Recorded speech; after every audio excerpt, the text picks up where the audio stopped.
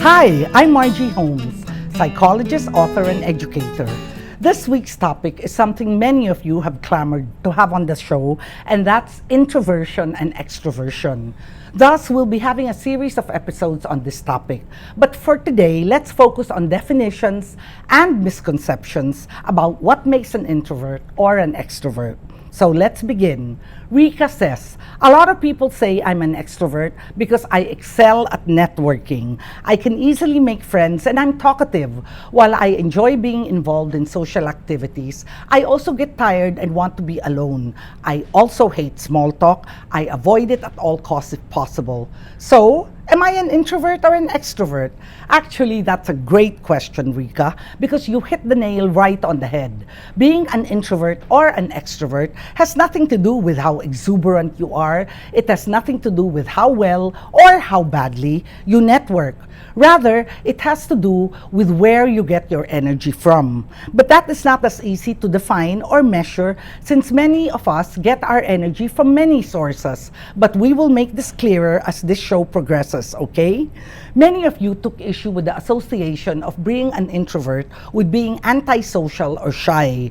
Jan Suing, the antisocial term is misused. Annette, you can be an extrovert and still be shy. And yes, correct kayo dyan, Jan and Annette.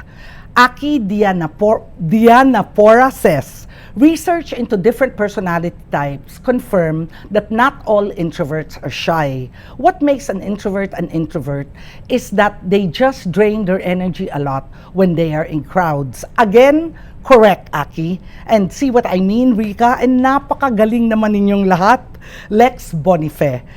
Introverts are just different. We have a different way of processing stimulus. And actually, that's true, Lex. In fact, the latest research in the field of neuroscience points in that direction. I asked, what's the difference between an introvert and an extrovert? Felix Berto Yalung, introverts keep quiet, extroverts keep talking. Elena Marie Domingo, introversion is more than just the social aspect of it. It's not just about being shy or not liking to be with other people.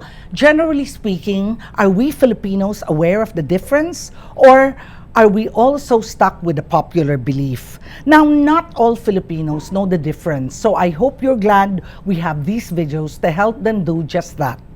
Steve Rogers says, I don't think I fit the stereotypical description of either, and I doubt that I'm the only one who feels this way. And yes, you are right, Steve. You aren't the only one because you can be an ambivert. Haha, new word for those who don't know it, which according to Carl Jung, who by the way introduced the concepts introvert and extrovert, and many other social scientists, and not just Carl Jung, say are what most people are, ambiverts. Now, another reason you may feel that you're an introvert at one time and an extrovert at another, or even maybe an ambivert, is that our scientific definition of all the verts is unclear. And this is one of the major reasons we have this series of videos in our Ask Margie series.